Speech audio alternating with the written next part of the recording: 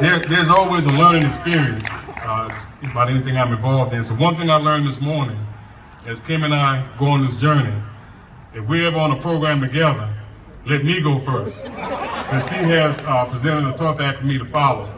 But I didn't know what I was going to say, and so I was scribbling some stuff down when I was over on the side over there. Now, if I can just read my writing.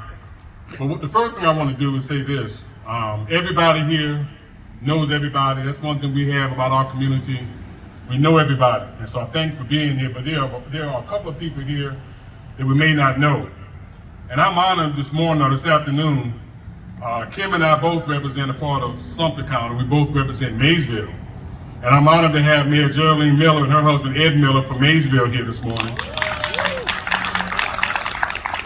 And then other newcomers to our area who have hit the ground running that you may or may not have met yet. But honored to have Pastor Nathaniel and Robin Kendrick from Society Hill AME Church, or they were here, just left.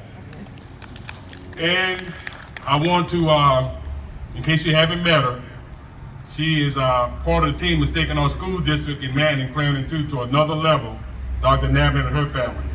I think everybody else knows everybody who are here. I had Larry down here, but I'm gonna say it again anyway, although Kim said it.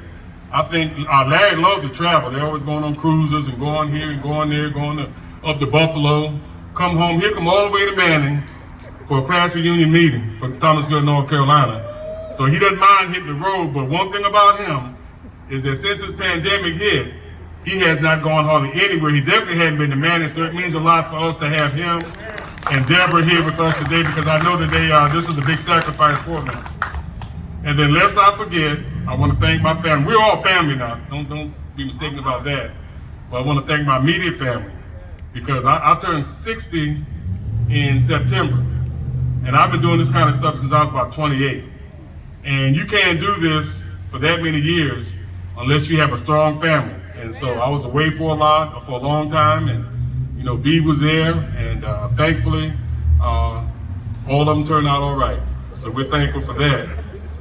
Now, what I do want to say is that we can stand here this afternoon and take this oath because of all of you, for supporting us and for voting for us. I think in my election, I might have had like somewhere around 25,000 votes.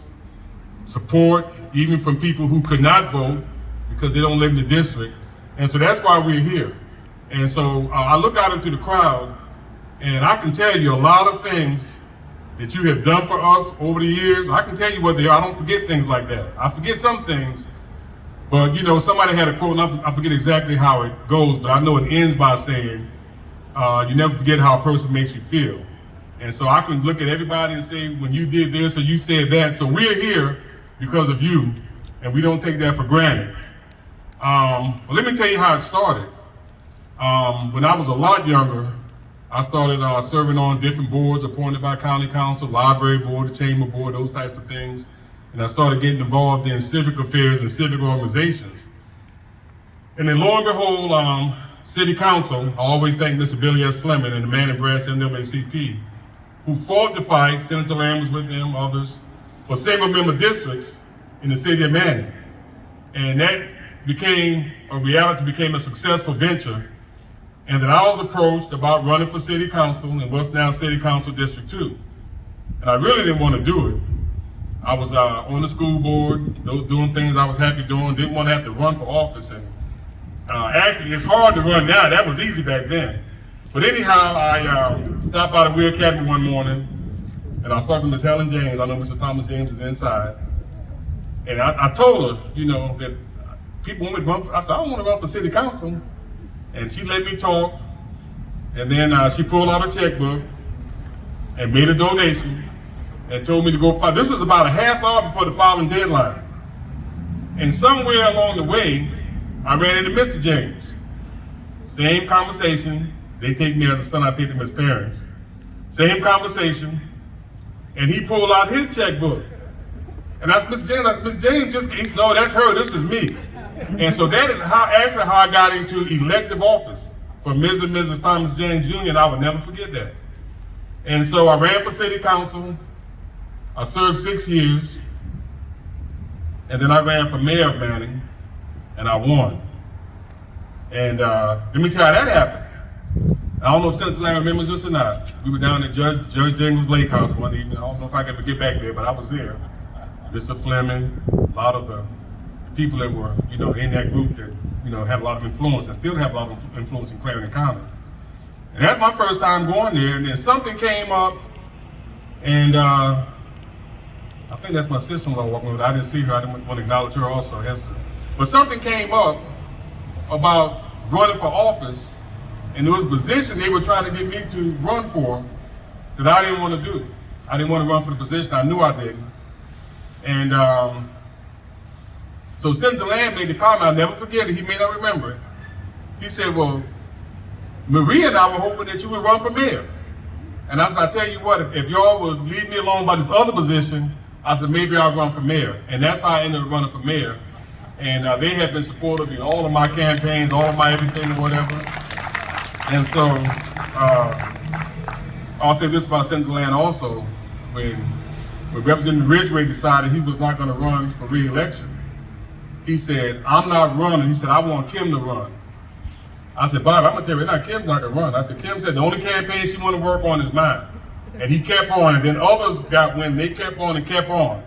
And I witnessed Kim from time to time calling other folks to try to get them to run, and they said, no, you run, we wanna support you. Reverend W.J. Price was one of them.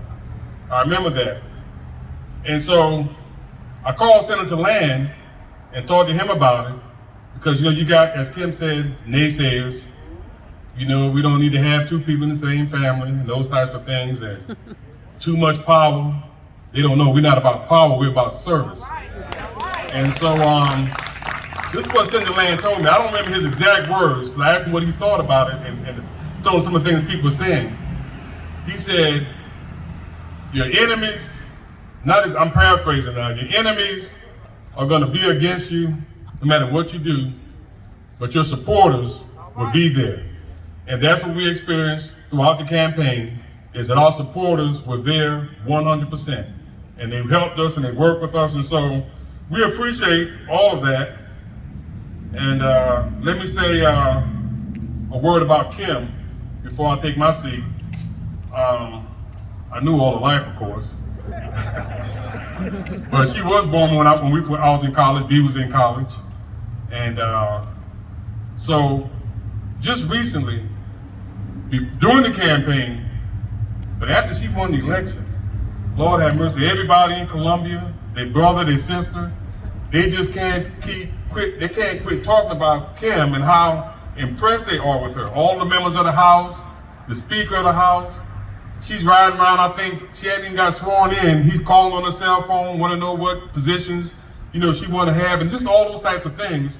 I read a very impressive letter that he wrote to her, I think it came in the mail yesterday.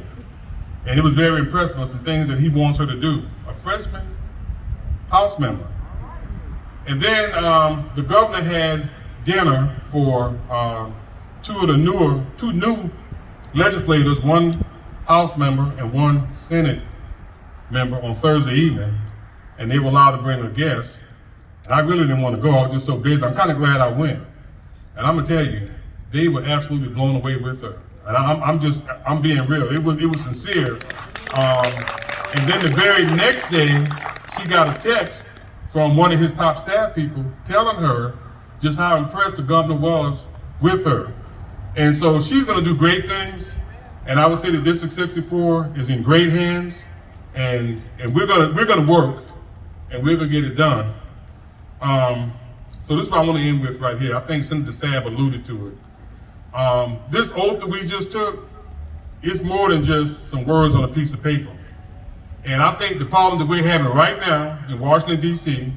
is you have a lot of people, I think it was 126 of them, and there's more, and you have some of these attorney generals across the state. They're not taking that oath seriously.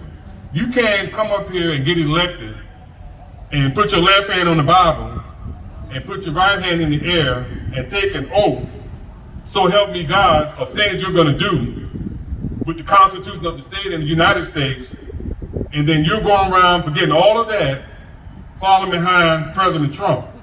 So we're gonna take our oath seriously, we're gonna work, but everything that we're gonna do, that we plan to do, will be by the book, It'll be by the Constitution, and anything we can do to help anybody, feel free to call us.